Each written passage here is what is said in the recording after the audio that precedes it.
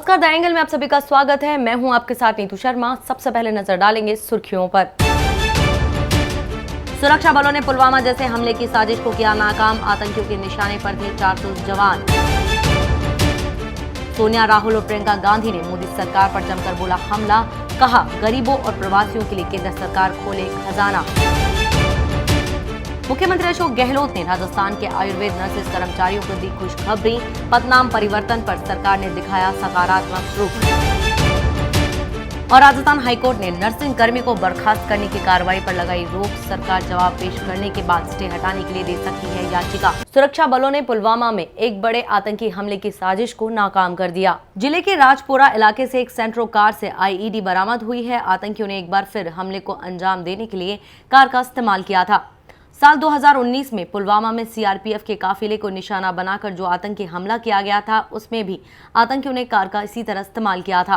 वहीं इस मामले को लेकर आईजीपी विजय कुमार ने कहा कि पिछले कई दिनों से इनपुट मिल रहे थे कि आतंकी संगठन जैश ए मोहम्मद ने कार में आईईडी लगाकर आतंकी वारदात को अंजाम देने की साजिश रची है। उन्होंने बताया कि कार में करीब 40 किलो आईईडी लगाया गया था। इस हमले में निशाने पर सुरक्षा बलों की 20 गाड़ियां निशाने पर थीं, जिसमें सीआरपीएफ के करीब 400 जवान होते हैं। पहले इस हमले को करने की प्लानिंग जंगे बदर के दिन की थी। इस हमले में 3 आतंकियों के शामिल होने का पुलिस ने दावा किया है। पुलवामा हमले की तरह इस मामले की जांच भी एनआईए को सौंप दी गई है।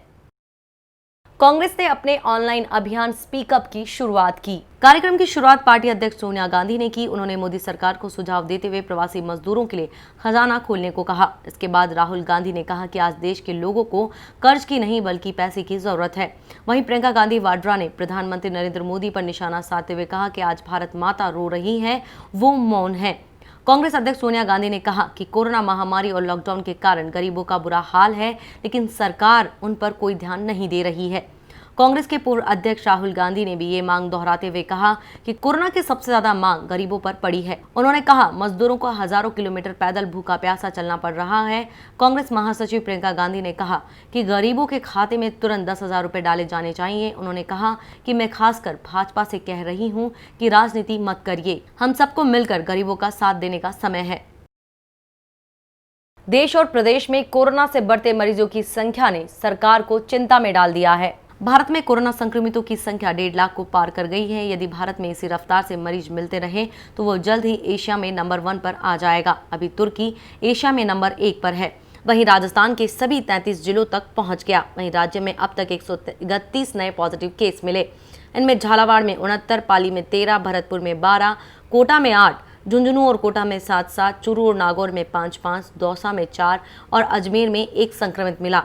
इसके बाद कुल संक्रमितों का आंकड़ा 7,947 पहुंच गया है। उधर संक्रमण से राज्य में 6 लोगों की मौत भी हो गई। इसके बाद राज्य में संक्रमण से मौतों का कुल आंकड़ा 179 पर पहुंच गया।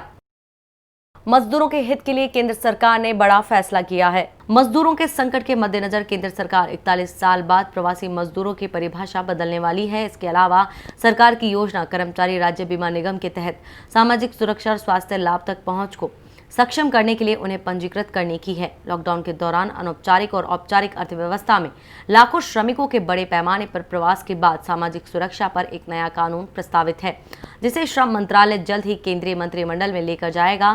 कैबिनेट इस साल के अंत तक इस कानून को बनाने की योजना बना रहा है।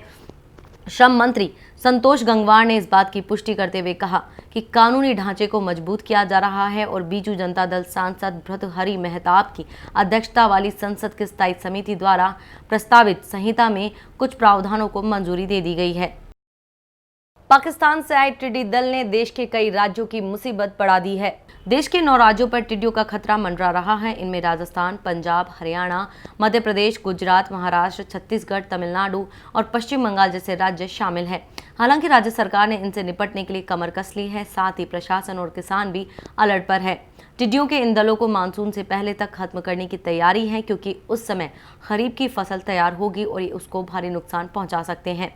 केंद्र सरकार के टिड्डी चेतावनी संगठन ने बताया कि टिड्डियां आने वाले महीनों में किसानों के आगे बड़ा खतरा उत्पन्न करेगी। इन्हें मानसून से पहले तक खत्म करना जरूरी है, क्योंकि ऐसा नहीं करने पर फसलों को भारी नुकसान हो सकता है।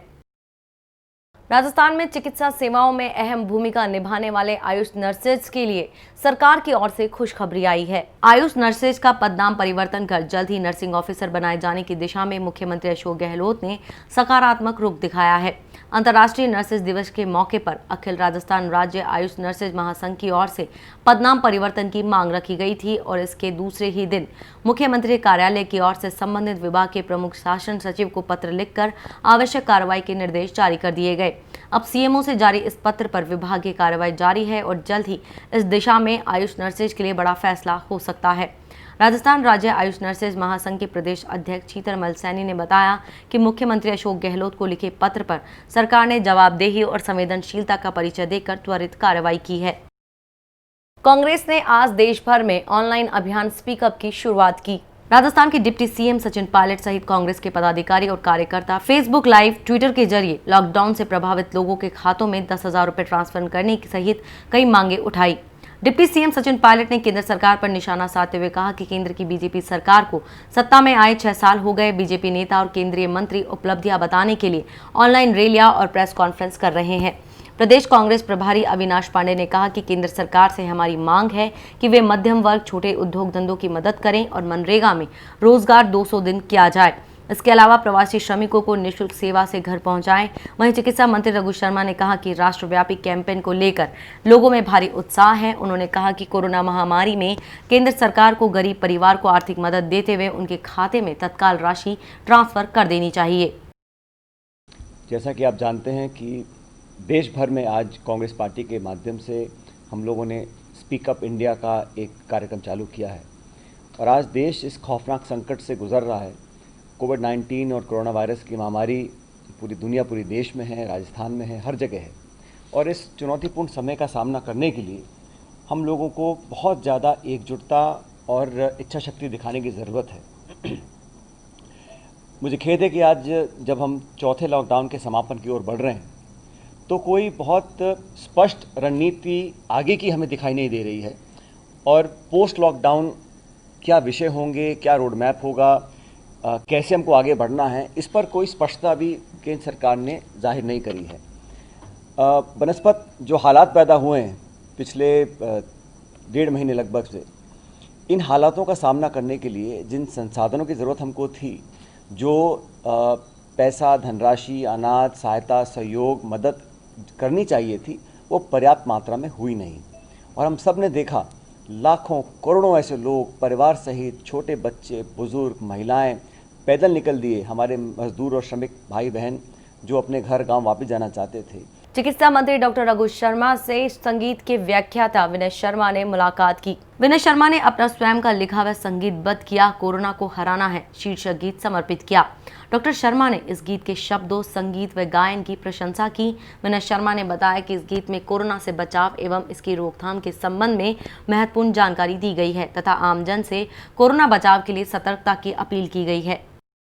ये खुशी की बात है कि कांग्रेस के पूर्व राष्ट्रीय अध्यक्ष आदरणीय राहुल गांधी जी की पहल पर Congress party speak up India programme की शुरुआत कर रही है और उसमें जो मुद्दे उठाए जाने वाले हैं, मजदूरों से संबंधित मुद्दे हैं, हमारे जो लघु और मध्यम श्रेणी के जो उद्योग हैं जिन पे कोरोना की महामारी की वजह से आज बहुत बड़ा संकट आया है, वो लोग हैं। कांग्रेस पार्टी की तरफ से जो मुद्दे उठाए जा रहे हैं उसमें प्रमुख है भारत सरकार के द्वारा जितना जल्दी हो देश के हर गरीब परिवार के खाते में सीधा कम से कम 10,000 रुपये ट्रांसफर किए जाने चाहिए ताकि महामारी के इस दौर में वो अपने परिवार को बचा सके, उसको सहारा मिल सके और जितने देश के छोटे और मध्यम श्रेणी के उद्योग हैं जो दम तोड़ चुके हैं, आज उन पर आर्थिक विपत्ति आई है। अगर देश में एमएसएमई मजबूती से वापस खड़ा नहीं हुआ तो देश में बेरोजगारी का एक बहुत बड़ा संकट सामने आने वाला है।